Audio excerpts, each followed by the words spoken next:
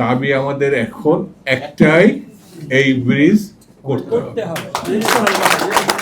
ব্রিটিশরা চিন্তা করেছিল হয়তো থাকলে তারা ব্রিজও করে ফেলত, ব্রিজটা হলো। এখানে হওয়ার কথা, সেই ব্রিজটা নানান কারণে নিয়ে যাওয়া হলো। আমি এটা বিরোধিতা করছি না, কিন্তু যেই জায়গায় হওয়ার জন্য একটা আন্দোলন ছিল, মানুষের আশা আকাঙ্ক্ষা ছিল, মানুষের নানানভাবে এটা প্রয়োজনীয় ছিল, কিন্তু সেই জায়গাটায় এটি হলো না। আমি আজকে যারা উদ্যোক্তা, আমি তাদের ধন্যবাদ দিই এবং একাত্মতা প্রকাশ করি।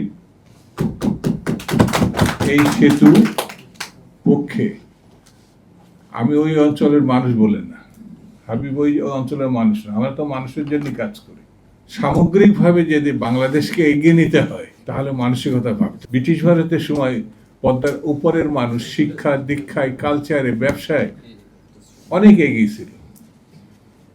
তারা পদ্মা পেরিয়ে এদিকে আসতো না, তারা সরাসরি কলকাতা, তখন রাজধানী, সেখানে যোগাযোগ করত।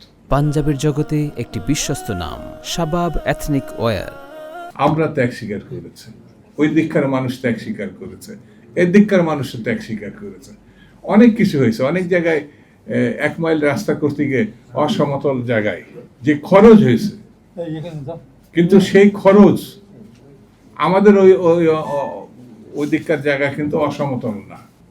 1 মাইল রাস্তা করতে যে খরচ, সেটা কম খরচ। সেই জন্য বন্ধুরা, আমি বেশি বক্তৃতা আজকে করি না, আমি পূর্ণবার আপনাদের ধন্যবাদ দিয়ে এই কথা বলি, দাবি আমাদের এখন একটাই, এই ব্রিজ করতে হবে। এই জায়গায় কোনো আপোষ নাই। সরকার আমাদের, সরকারের যা যা সহযোগিতা করতে হয়, কারণ এই দলের জন্যে, এই সরকারের জন্যে এখানকার সব মানুষ, ওই অঞ্চলের মানুষ নানানভাবে আত্মত্যাগ করেছে। তাহলে পরে আমাদের ইচ্ছা, আমাদের স্বপ্ন, আমাদের লক্ষ্য এটি অবশ্যই পূরণ হতে হবে। আমরা সরকারের সঙ্গে আছি, সরকারকে যেভাবে আমরা সামনের দিকে নিতে চাই, সেই সামনের দিকে নিয়ে যাওয়া অন্যতম একটি দাবি হচ্ছে এই ব্রিজ।